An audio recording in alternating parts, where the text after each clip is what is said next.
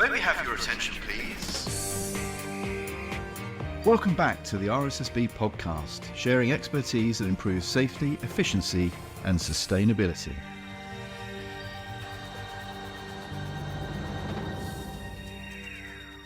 At RSSB, we believe in doing good for our members, for rail passengers around the country, and for the industry at large. And nowhere is this sentiment more felt than in doing good for our planet.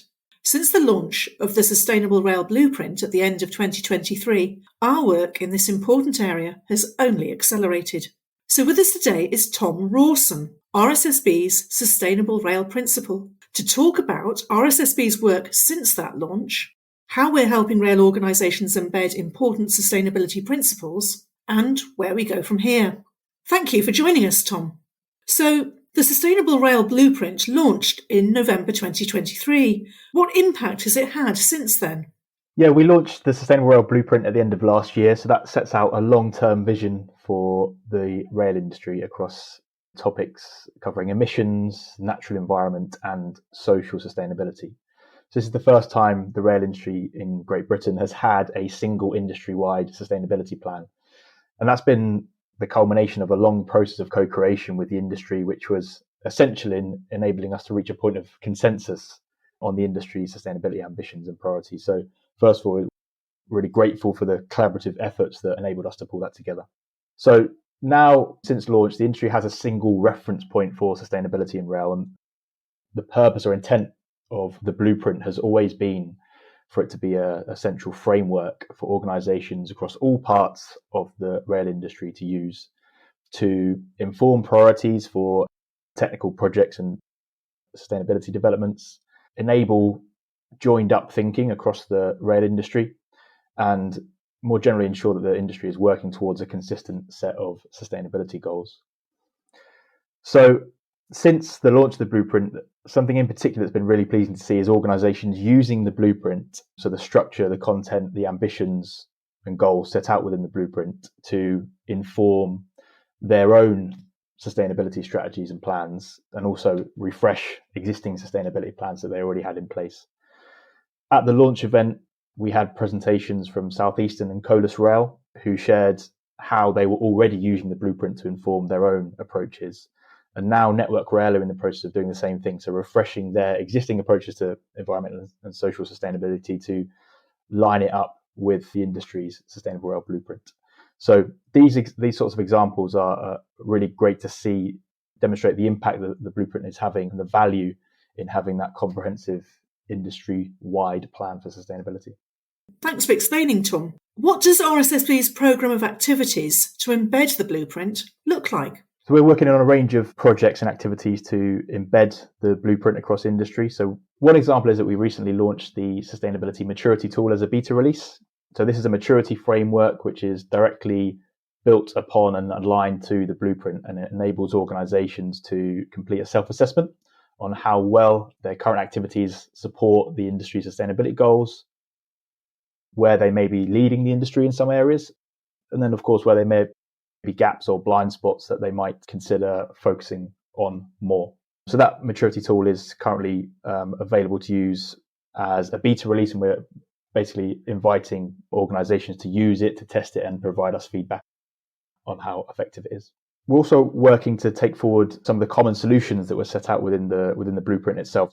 One of those is a culture for sustainability. Sustainability learning and development and skills across the industry are a really important enabler of sustainability. So something that we're working on at the moment is to develop an e-learning course which will provide an introduction to sustainable rail for all colleagues across the industry. That'll be free to use and will be available towards the end of summer. And also in the world of data, another common solution is the data framework. So we're working to develop the tools and capabilities to really understand how the industry is performing in terms of sustainability, so tracking and reporting performance, enabling our members to benchmark performance, and importantly, enable us to quantify and build an evidence base for rail sustainability credentials, because this also enables us to compare the sustainability of rail to other transport modes and really make the case for the importance of rail. This alongside the Rail Social Value Tool, which enables us to quantify the value that rail delivers for society will enable us to build a really comprehensive evidence base for how sustainable rail is. So my next question is, how is RSSB facilitating industry collaboration on sustainability? The development of the blueprint itself and the activities that we've been doing have always been very collaborative as a fundamental principle of the work that we're doing. So development of the blueprint and definition of the goals and ambitions set out within the blueprint has been the result of really extensive cross-industry collaboration through our various working groups. Through development of the blueprint included a period of consultation as well to invite wider perspectives. And the blueprint itself includes an industry commitments page which shows key leaders from across different organisations across the rail industry, showing that they are demonstrated to the delivery of the blueprint. So going forward, that spirit of collaboration and co-creation continues to be completely embedded in everything that we do. And this is mainly facilitated through our cross-industry working group structure. So the Sustainable Rail Executive and Sustainable Rail Leadership groups provide overall direction, leadership, and championing of the delivery of the blueprint. And these leadership groups are supported by a number of technical working groups. So we facilitate technical working groups that focus on specific topics like decarbonisation, air quality, climate resilience, and social sustainability.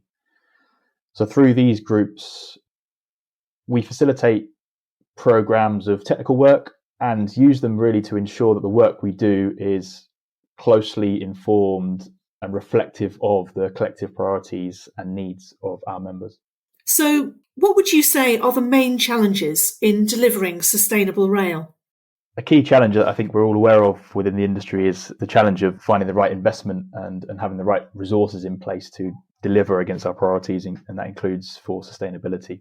I think it's important to think about the types of costs that are involved in delivering sustainability to reframe that challenge really, which is we understand that there are costs involved in direct investment in infrastructure. So that might be for solutions like electrification, emissions mitigation technologies, and the development of infrastructure to protect rail from the impacts of extreme weather, for example. But it's important to consider that investment in rail infrastructure is required anyway to modernise rail and to deliver a more resilient railway in the future, upgrading and replacing ageing assets. So in this case, sustainability can be considered as something to be built into these existing investment costs rather than being seen as standalone or separate to that process.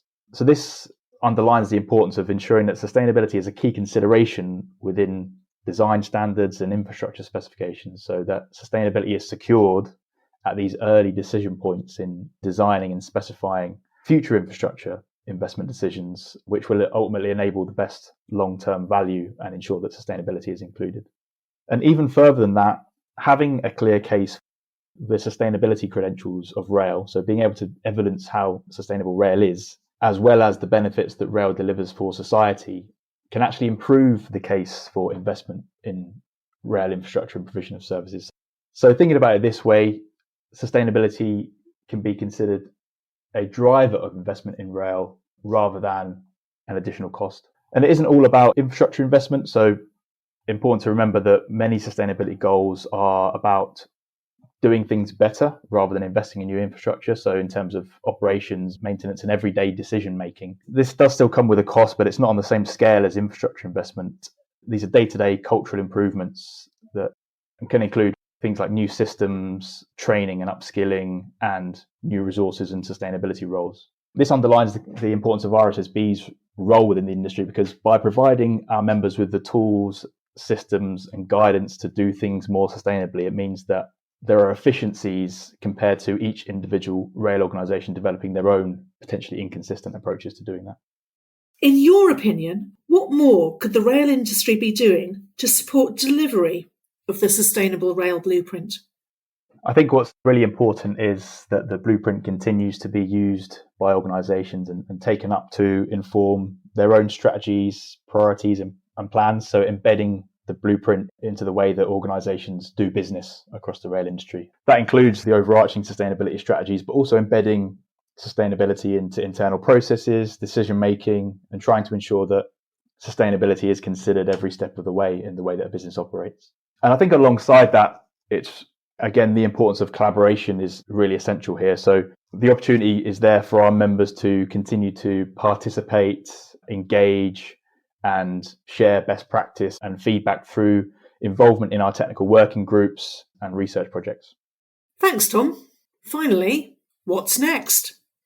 So we're continuing to move forward and accelerate the delivery of the blueprint across a range of projects, technical projects, as well as wider sustainability and embedding projects. So a couple of examples being the Sustainability Maturity Tool, as mentioned earlier, is currently in beta release. So it's available for members to use, and would encourage organisations to use that tool to understand their maturity against the blueprint. We're also working towards the release of our Introduction to Sustainable Rail e-learning course. So that will be available in the coming months for colleagues across the industry to use and take part in. But overall, you can find out more about our ongoing sustainability programme on our website and through our more general communications. Tom, thanks again for speaking with us today. And thank you for listening. For more information on our sustainability work, go to www.rssb.co.uk/sustainability. We look forward to you joining us for the next episode. And in the meantime, stay safe.